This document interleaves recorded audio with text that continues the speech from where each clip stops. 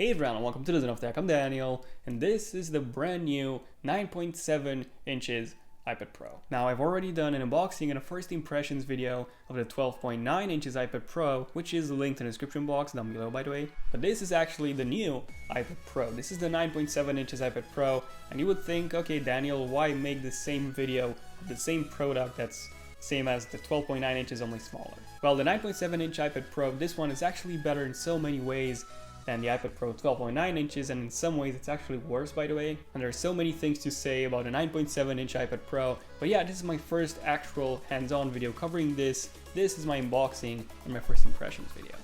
Enjoy.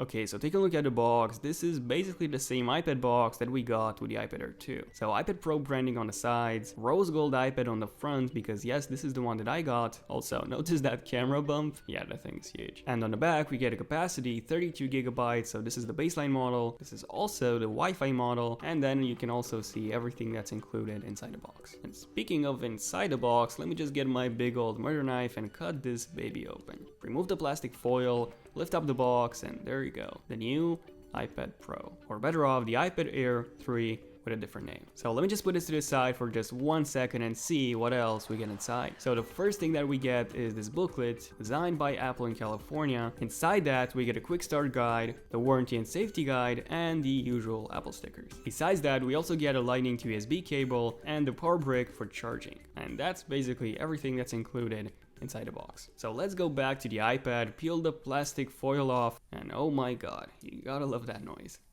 And there you go, the iPad Pro 9.7 inch is now naked and ready to be used. Okay, so I've been using this new 9.7 inches iPad Pro for a while now, and this is what I think so far. First off, in terms of the design, it looks almost identical to the iPad Air 2. You have the exact same screen size, 9.7 inches, even the exact same dimensions. However, there are quite a few differences between those two, even visually. Like, for example, we now have 4 speakers instead of just 2, and those speakers adjust their lows and highs depending on how you hold it, so that's pretty great. We also get a smart connector now, so same as on the 12.9 inches iPad Pro, we can connect that iPad Pro keyboard to it. And you can also use an Apple Pencil with this. So everything that's on the 12.9 inches iPad Pro is also here on the 9.7 inch model as well. But this is not just a smaller iPad Pro, this is actually the new iPad Air 3 because it's an updated version of Apple's 9.7 inches iPad, only with a different name, iPad Pro 9.7 inch instead of iPad Air 3, and yeah, it's also, because of that name,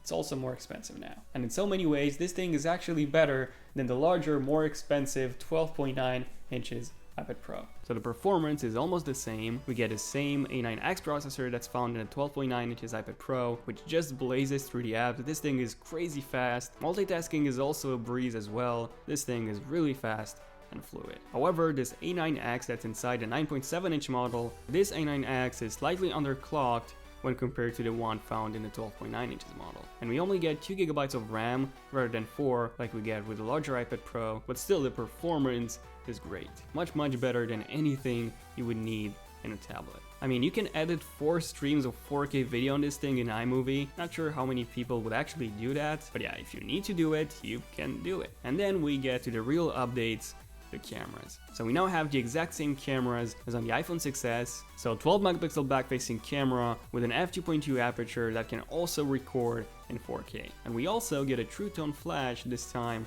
the first for an iPad. And the front-facing camera has also been updated, so we get the same 5 megapixel sensor and f2.2 aperture like we do with the iPhone 6s. The Retina flash is also there as well. Basically every single thing that's found in the iPhone 6s's cameras is here on the new iPad 9.7 inches as well, including that camera bump. Yeah, that camera bump is really noticeable actually. However, the good news is that it won't actually wobble on the table, so there's not much of a downside when typing on this. Other than that, the display has also been improved. It has a 25% higher contrast ratio now, better viewing angles, better color reproduction, wider color gamut, and it's also 40% less reflective, making this the least reflective tablet on the market right now. And above all this, it comes with a brand new True Tone display, which automatically adjusts the temperature of the display based on the current lighting conditions. And it works pretty well actually. After using this thing for a while, it kind of feels weird turning this feature off or going back to the regular, more bluish display. And this is the new iPad Pro 9.7 inches. And even though it's a smaller iPad Pro or an updated version of the iPad Air 2, depending on how you put this, it comes with a much better camera than the iPad Pro and also a better display. And besides, it's also more portable. Now, there are some downsides as well, like having 2 GB of RAM instead of 4 like we do on the larger model, and at the same time, we have an underclocked version of the A9X CPU as well. We also only have USB 2.0 transfer speeds, by the way, instead of USB 3.0 like we do with the larger iPad. And yeah, I covered all of these weird things you probably didn't know about the 9.7-inch iPad Pro in this video. 5 things you need to know. Because in some ways, the 9.7-inch iPad Pro is better, and in other ways, the 12.9 inches iPad Pro is better. But overall, this is the best tablet that Apple has ever made. This is the best iPad so far.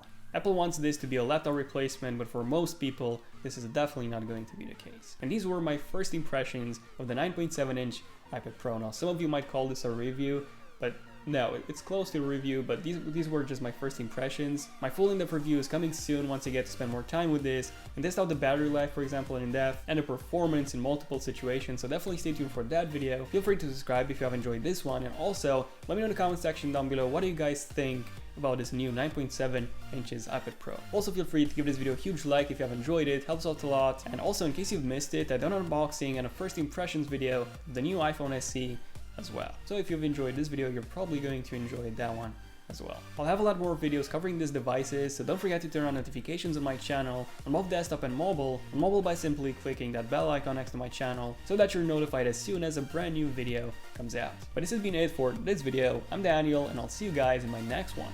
Son of Tech, signing out. Cheers.